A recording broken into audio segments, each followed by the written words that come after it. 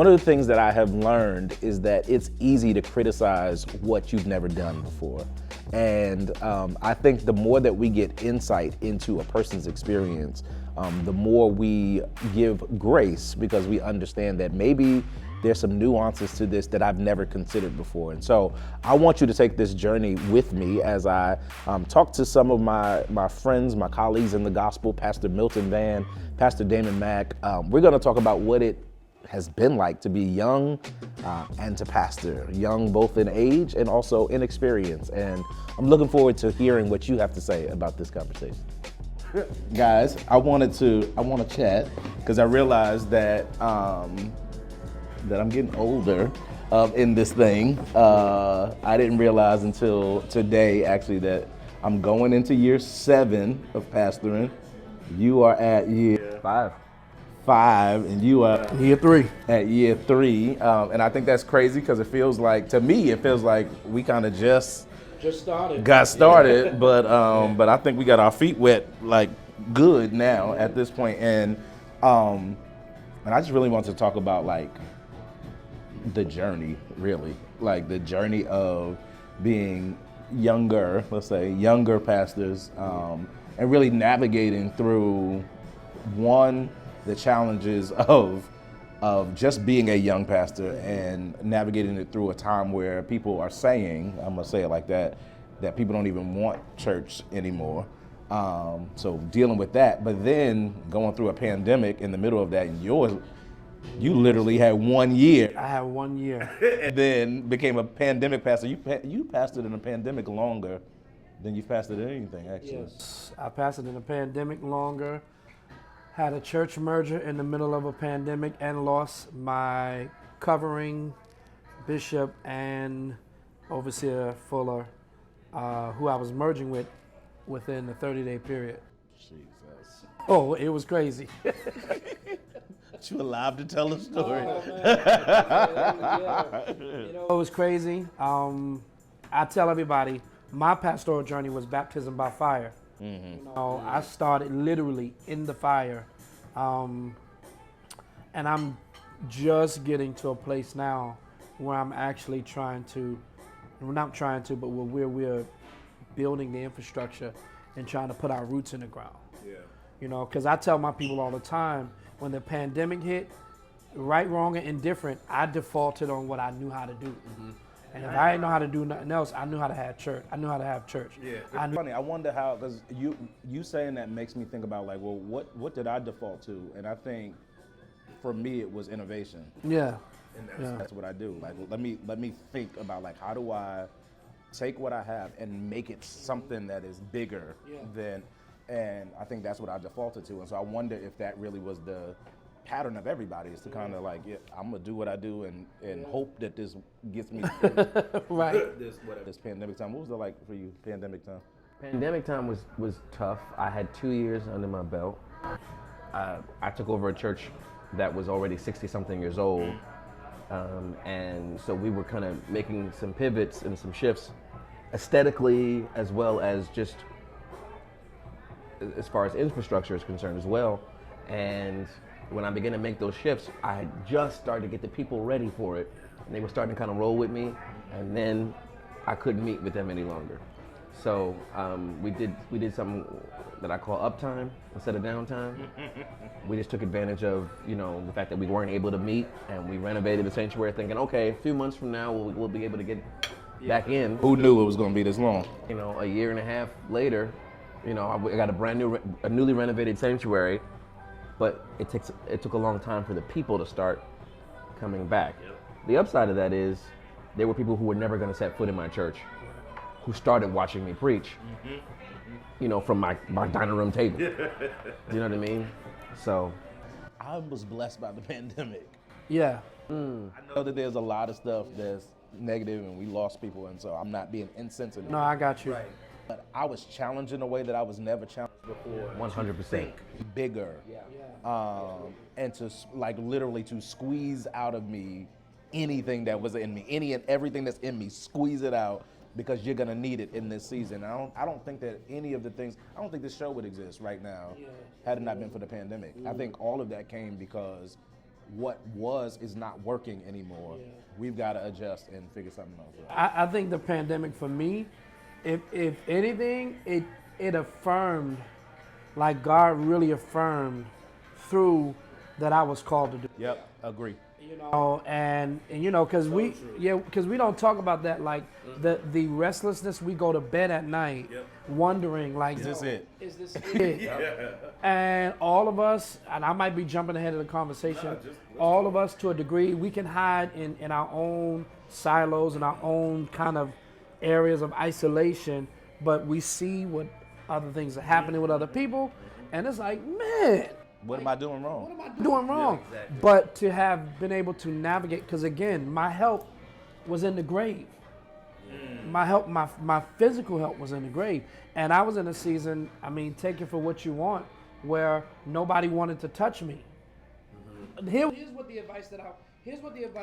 Let's talk. Yeah, no. Now y'all invited me over here, and y'all know what I do. Y'all know, the advice that I was given from not everybody, I don't want to lump everybody together, was walk away.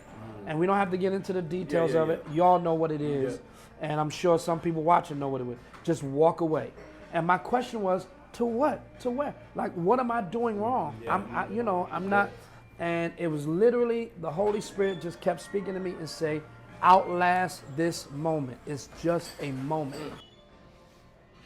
That's all. I kept hearing. In my season, when I was going through and similar things that you're talking about, the Holy Spirit said to me, outlive your assassins. Yes.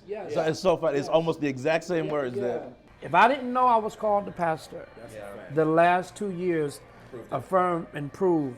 And here's the thing, and I don't want to sound too deep, but God met me at every single turn. That's the thing that I think people aren't really transparent about. I don't actually know, really. I don't know what I'm doing. Listen, hello. I don't know what I'm doing. I'm not that smart. Like, literally, it's a day by day, step by step. If the Lord is not telling me what to do next, this whole thing is going to fall apart. Yep. But because He's guiding me, like it has proven to me that He is who He is. Yeah.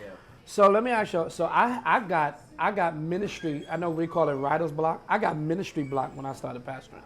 Like everything I thought I knew, and everything I said, well, when it's my turn, I'm gonna do this. Yeah. I'm gonna do that. But some of that's because it doesn't work. I don't know if it's a block as much as it is what I thought. I was like, whoa, hold on. Okay, so can we talk about this? Let's talk about how pastoring is hard, period. But can we talk about pandemic pastors?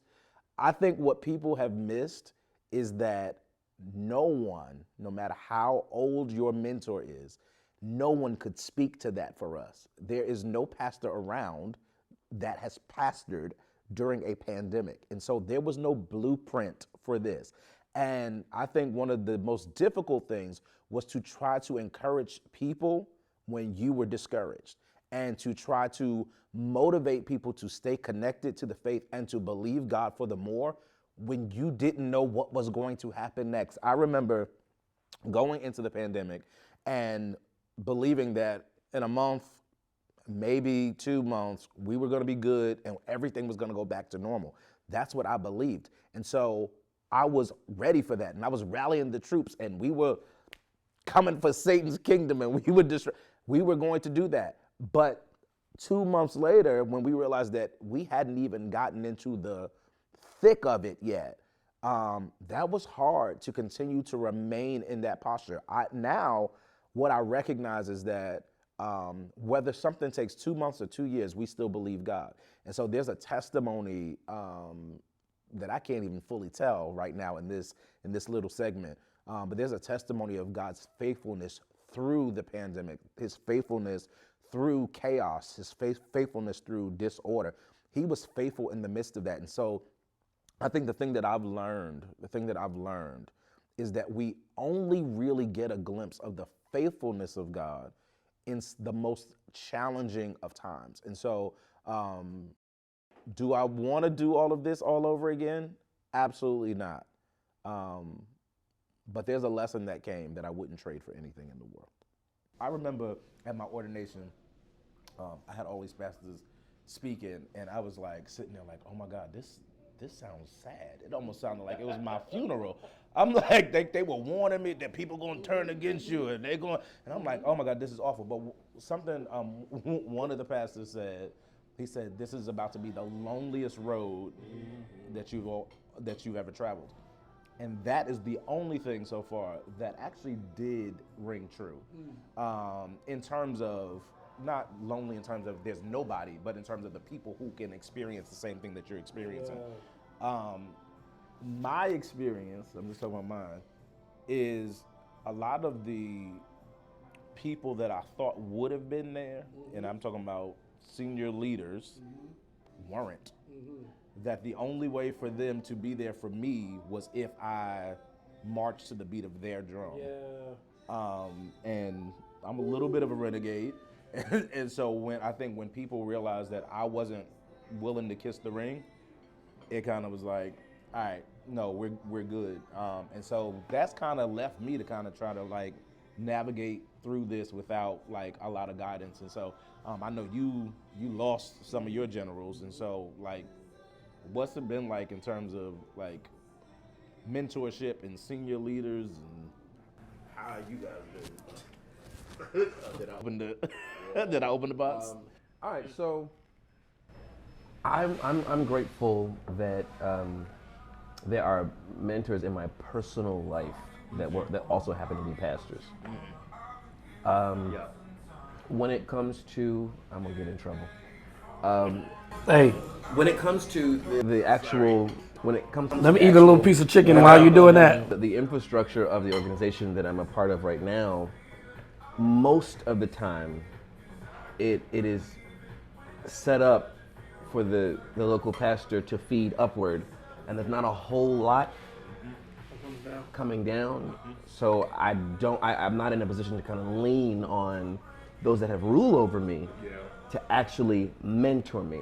I respect their position and all that kind of stuff as far as the hierarchy of the church and the administrative, all of that jazz.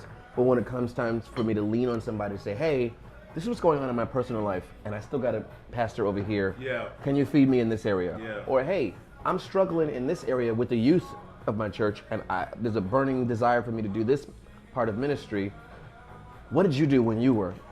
I don't really have that kind of connection with any of those above me.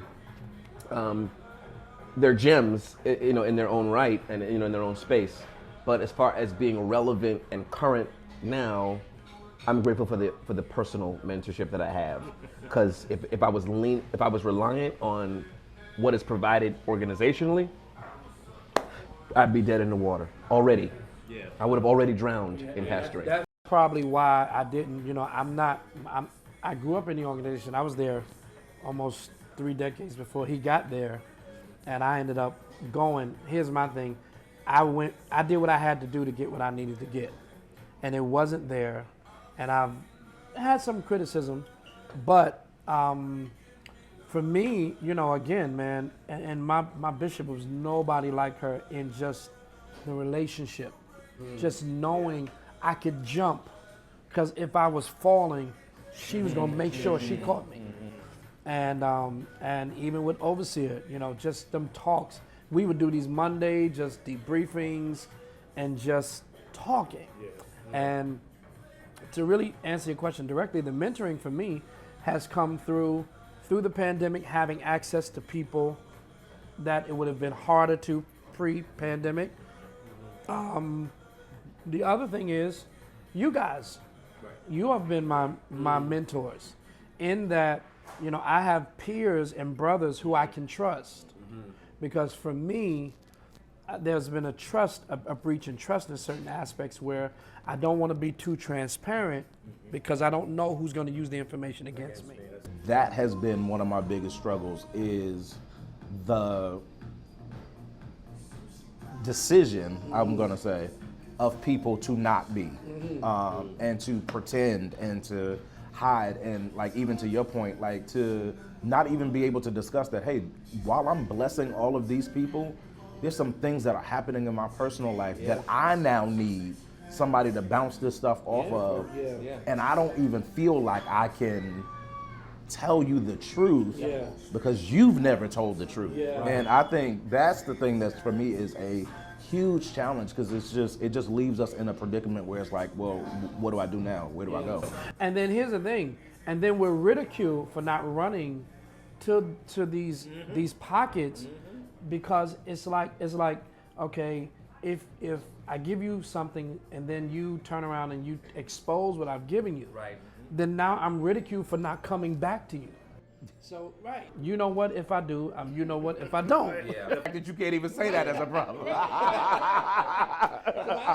You know, I don't know who's watching, so I don't want to say whatever. But you know what I'm saying? It's like, and at the end of the day, man, the kingdom is advanced. You know this. We learned this in Gideon. The kingdom is advanced through relationships. Absolutely. You know, and it's those relationships. And I told somebody, a younger pastor that's coming up, I said, your view will be, it'll change when you step into pastoring. When you look at help, now you're an adversary. You know, so I was more receptive into people's churches as a musician. When I became a pastor, them same people won't invite me into their churches. What I think is actually crazy is that we have these headlines that are out there about all of these pastors that are doing these negative things. And that stuff is real stuff. What I think is crazy is that it's like 0.001% of all pastors in the entire world. And the rest of the 99 point whatever percent have to now try to make up for this entirely small, super small population of people. And that weight, the weight of all of that gets put on the 99%. And I think that it's unfair. And I think that what happens is we do ourselves a disadvantage, and then we have to live under the weight of public perception for things that we never did. It's not okay. But I've watched you really take the church and kind of have this, I'm going to use for the lack of a better word, this kind of callous attitude towards outside voices to build what you've been building. And what you've been building is so far removed from where you've come from.